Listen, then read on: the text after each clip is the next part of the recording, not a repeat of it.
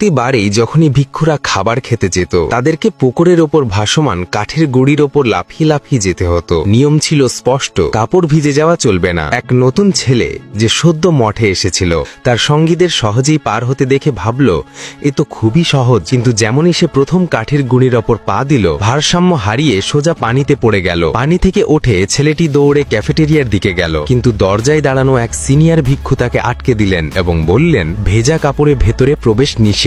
মজবুর হয়ে সে কাপড় খুলে পাশের পাথরের খুঁটির ওপর শুকাতে রাখলো। কাপড় শুকিয়ে গেলে পরে ভেতরে ঢুকলো, কিন্তু তখন পর্যন্ত সবাই তাদের ভাত খেয়ে নিয়েছে। তখনই সে এক ঝুড়িতে একটু খিচুড়ি দেখলো এবং বাটি হাতে নিয়ে এগোলো, কিন্তু সে জানতো না যে এটি সিনিয়র ভিক্ষুদের জন্য রাখা হয়েছে। ঠিক তখনই এক সিনিয়র তাকে থামালেন এবং বললেন যদি পেট ভরাতে চাও তবে নিজের পরিশ্রমে ভরসা রাখতে হবে। তারা তাকে চ্যালেঞ্জ দিলেন ভাসমান কাঠের গুঁড়ির উপর দাঁড়িয়ে ভারসাম্য রাখতে হবে আর সেই সময়ে খিচুড়ি খেতে হবে। কিন্তু হতভাগ্য ছেলেটি মোটেই ব্যালেন্স রাখতে পারল না এবং আবারও পানিতে পড়ে গেল। পরের দিন যখন সে ভেবেছিল কেউ দেখছে না, সে দেওয়াল টপকে চিপি চুপি ডাইনিং হলে ঢোকার চেষ্টা করলো, কিন্তু ধরা পড়ে গেল। সিনিয়র ভিক্ষু আবারও তাকে পানিতে ছুঁড়ে ফেললেন। চারপাশে দাঁড়ানো সবাই হাসি থামাতে পারল না। সেই রাতেই ছেলেটি স্থির করলো এবার নিজেকে প্রমাণ করব। সবাই ঘুমিয়ে যাওয়ার পর সে দুটি কাঠের ব্যারেল বের করলো, মাটিতে গড়াতে লাগলো এবং লাফিয়ে লাফিয়ে ব্যালেন্স প্র্যাকটিস শুরু করলো। বারবার পড়লো,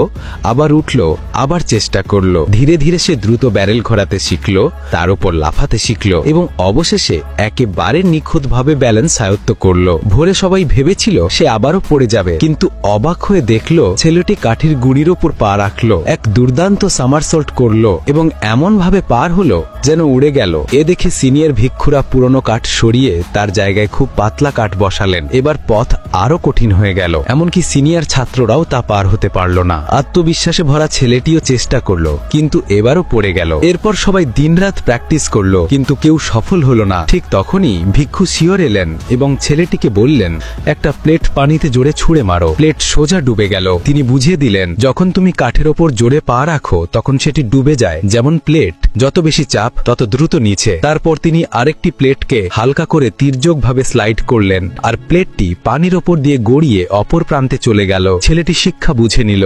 সেই রাতে সে আবার হ্রদের ধারে গেল এবং প্র্যাকটিস শুরু করলো। প্রতিবারই মনে রাখতো হালকা পদক্ষেপ, পড়ে গেলে আবার উঠে চেষ্টা করতে হবে। অনেকবার পড়ে যাওয়ার পর অবশেষে সে পাতলা কাঠও পার হয়ে গেল। দূর থেকে সিনিয়র ভিক্ষুরা তা দেখছিলেন আর তাদের মুখে বিস্ময়ের হাসি ছড়িয়ে পড়ল।